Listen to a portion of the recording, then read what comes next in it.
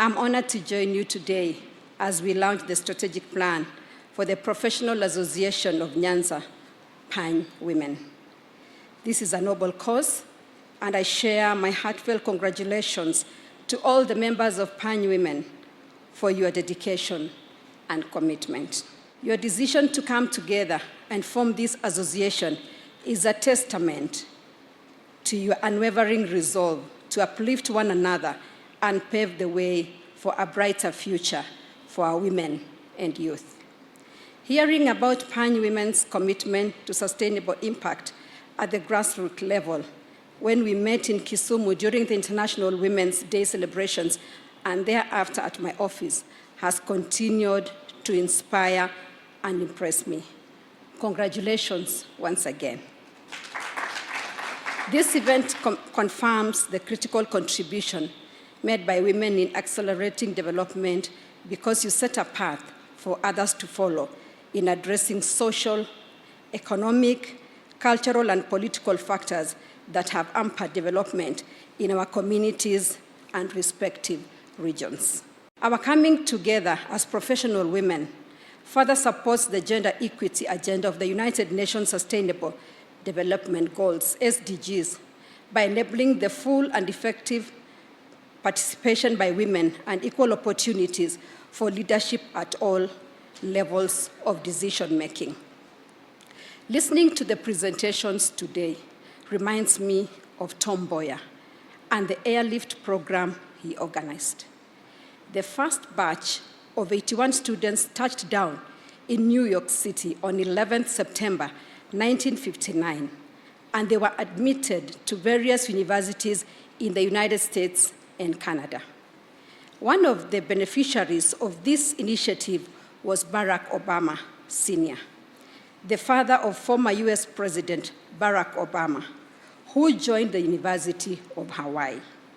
The Pany Women Initiative has the capacity to raise such powerful leaders and create programs that will impact generations for decades. Our coming together also creates a platform for synergy and common good, where we will bring together our resources, opportunities, and skills to support our sisters and brothers who may not be as privileged.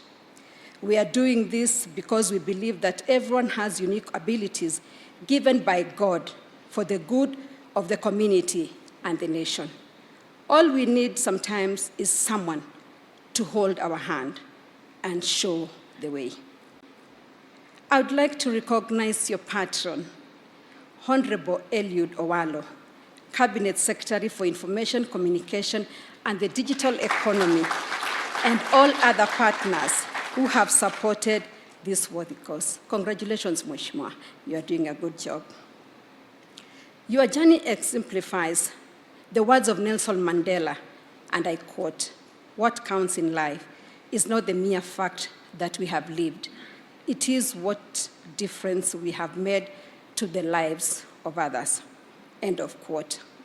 The Bible in Hebrews 13, verses 16, encourages us to do good to others, especially those around us.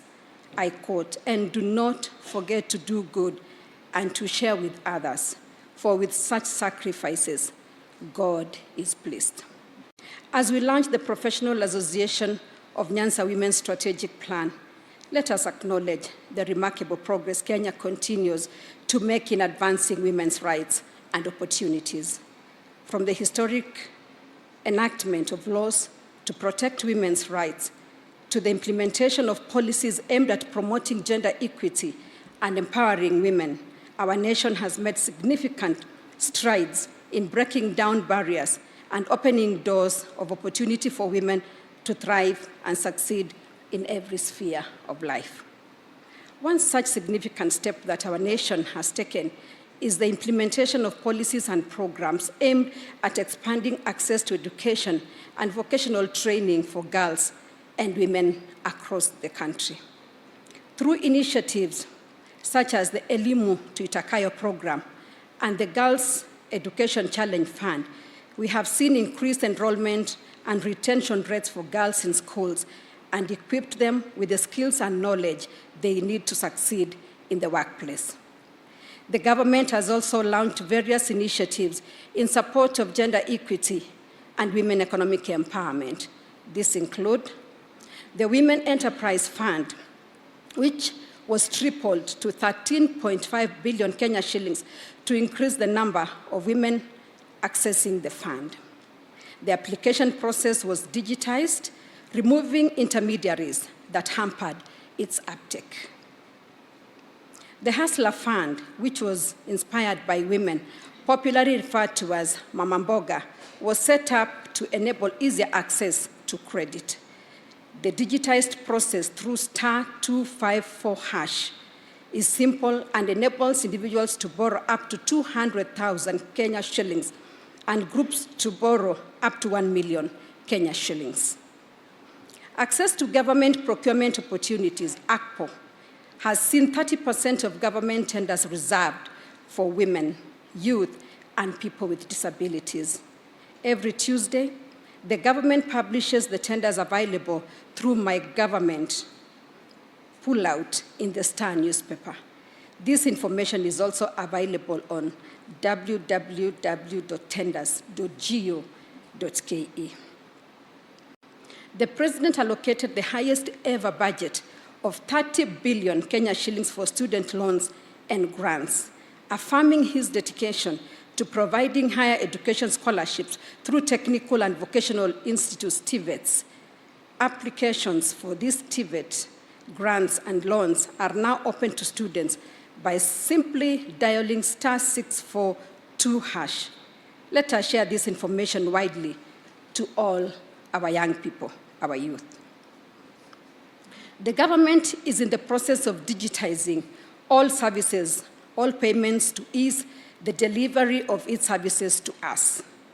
All you need is your phone and an internet connection to the eCitizen portal, and you can get your business permit, license, register for your passport, marriage certificate, among many services, all from the comfort of your home or workplace. Finally, the President launched the Presidential Landscape and Ecosystem Restoration Strategy, whose goal is to grow 15 billion trees by 2032 in order to increase our tree cover from the current 12.13% to 30%. This creates an immediate demand for quality seedlings, an opportunity women can take advantage of by coming together to manage tree nurseries, earn an income, and contribute to the nation's tree growing efforts. The strategic plan we are launching today provides a pathway for us to address the pressing issues facing our women so as to create a more inclusive and equitable future. By leveraging our collective strength and expertise, we can mobilize resources and implement targeted interventions to enable the women achieve their full potential. This will help reduce the psychic poverty experienced in many rural communities, which when combined with a high level of dependency, leaves families with little disposable income for investment. This movement has the power to create a roadmap on how to profitably and sustainably use the resources and talents available in the Nyanza region. The roadmap, once implemented in collaboration with the local county governments, the Lake Region Economic Bloc, and the national government, will contribute to the prosperity of our nation. Let us tap into the vast network of support present today and implement the activities outlined in the strategic plan.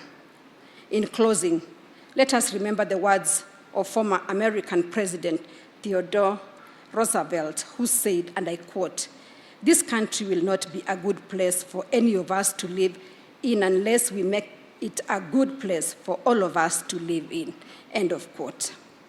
With these few remarks, it is my singular honor to officially declare the Professional Association of Nyanza Women's Strategic Plan officially launched.